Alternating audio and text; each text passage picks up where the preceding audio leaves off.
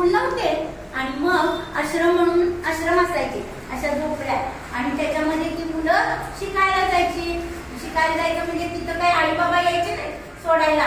एकदा त्यांच्याकडे सोडलं ना की त्या मुलांनी तिथं गुरुजी जे काम सांगतील टीचर जे काम सांगतील ते सगळं काम करायला लागायचं आणि स्वतः कपडे धुवायचे, स्वतः उठून जळण आणायचं. त्यावेळेला गॅस नव्हते, चूल पेटवायची. मग ते गुरुंची जी गुरु माता होती ना ती शिजवून सगळं अन्न त्या मुलांना खायला द्यायची. आणि असं शिकवत असताना त्या दौम्य ऋषींच्या मध्ये बरेच असे शिष्य होते आणि बरेच दुसरे टीचर पण होते, पण मुख्य कोण होते? दौम्य ऋषी. दौम्य ऋषी होते आणि त्यांच्यामध्ये एक कल्याण नावाचा एक शिष्य होता. आणि एकदा काय झालं, अचानक असं आभाळ गच्च भरून आलं, खूप धो पाऊस पडला. आभाळ भरल्यावर काय होतं रे, काय पाऊस येतो, कसा येतो, मोठा पाऊस आला. आणि त्या आश्रमाच्या भोवती त्या मुलांनी शेती केली होती, तिथं ते भाजीपाला लावत होते आणि ते आणून ते शिजवून खात होते.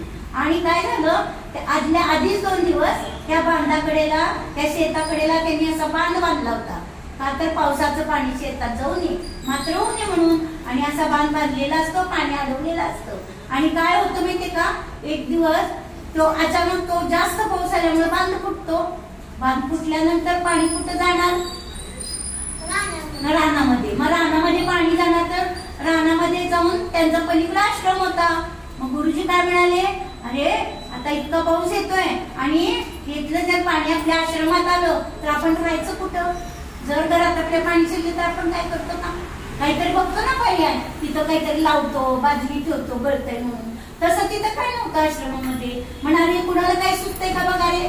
मग सगळे शिष्य इकडे तिकडे एकमेकाकडे बघतात, आता काय करायचं, हे पाणी अडवायचं कसं. मग जो हा अरुणी असतो ना तो एकटा साईडला जाऊन विचार करतो आणि कुठून पाणी येते ते शोध घेत फिरत असतो. बांधाच्या कडेकडे ना जात असतो आणि बघतो तर काय, एके ठिकाणी असा बांध फुटलेला असतो आणि त्यातून पाण्याचा लोंढा निघालेला असतो. हे पाणी सगळं कुठं चाललेलं असतं, आश्रमाकडं. मग आता जर सगळं पाणी आश्रमात गेलं तर आश्रम बुडणार. मग गुरुजींनी काय करायचं असं तो खूप विचार करतो, मदतीला त्याच्या कुणी येत नाही, तो एकटाच असतो. मग काय करतो, हा एक दगड उचलून टाकतो, तो एक दगड, तरी सुद्धा पाणी काही थांबत नाही. थोडासा विचार करतो, अरे काय करूया आता. मग तो काय करतो, स्वतःच त्या पाणी चाललंय तिथं असा आडवा झोपतो आणि असं पाणी अडवून ठेवतो.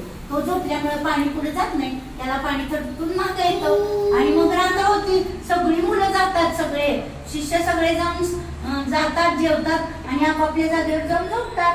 सकाळ होती, सकाळी उठल्यावर सगळे एकत्र येतात प्रार्थनेला. गुरुजींच्या लक्षात येतं, अरे आपला हा अरुणी कुठे दिसत नाही, अरुणीला कुणी बघितलं का. त्याला विचारलं कुणी बघितलं का अरुणीला, तर नाही, कुठे गेला. मग ते सगळे शोधायला लागतात, अरुणी कुठे आहे. अरुणीला शोधत गुरुजी येतात, तर एकदम त्यांचं लक्ष जातं, तर अरुणी त्या जिथून बांध फुटला होता तिथं रात्रभर आडवा गार पाण्यात असा झोपून राहिलेला असतो का, तर आश्रमात पाणी जायला नको म्हणून. मग गुरुजी येतात, जवळ हाक मारतात, अरुणी. तो बेशुद्ध व्हायला आलेला असतो गारच्यानं, अगदी हळू आवाजात काय गुरुजी असं म्हणतो. मग ते जातात आणि म्हणतात, अरे तू इथं काय करतोस. तर मग तो, क्षमा करा, तुम्ही सांगितलं होता काहीतरी उपाय काढा, पाणी काय केला थांबत नव्हतं आणि म्हणून मी इथं पाणी अडवायसाठी उभं राहिलो.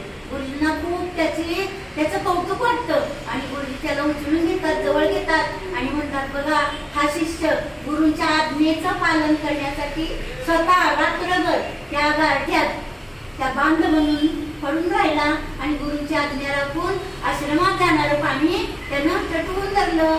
आणि म्हणून गुरुजींना खूप अभिमान वाटतो, त्याला खूप थंडी वाजत असते. मग गुरुजी त्याला असे गुंडाळून घेतात आणि आश्रमात म्हणून झोपवतात. याच्यावरून काय लक्षात येतं, तर गुरुजींनी म्हणजे आपल्या टीचरनी जे काही सांगितलं असेल ते आपण मनापासून करायचं असतं.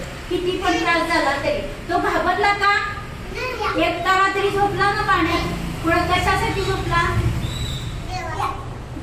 झोपला तो, पाणी अडवायसाठी, पाणी आश्रमात जायला नको म्हणून. आणि म्हणून सगळ्यांनी जे आपले टीचर सांगतात, टीचर म्हणजे गुरु, घरामध्ये सगळ्यात पहिल्यांदा तुमचा गुरु कोण असतं माहितीये का, आई असते.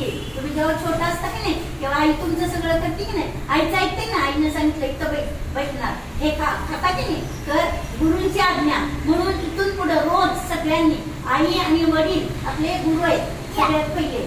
त्याच्यानंतर शाळेत आल्यावर आपले टीचर गुरु असतात. आणि त्यामुळं रोज सकाळी उठल्याबरोबर सगळ्यांनी आपल्या आई वडिलांना नमस्कार करायचा. राहील लक्षात? सगळ्यांनी आपल्या आई वडिलांना काय करायचं? नमस्कार करायचा. शाळेत आल्यावर टीचरना आधी नमस्कार करायचा आणि मग आपल्या जागेवर जाऊन बसायचं. राहील लक्षात? हा. आणि मग त्यामुळे आपल्यावर गुरुचा आशीर्वाद राहतो आणि आपल्याला सगळे पाया पडतो की नाही, तसं आई बाबांच्या पडायचं. समजलं? खरी गुरु शिष्याची गोष्ट सगळ्यांनी घरी जाऊन सांगायची आणि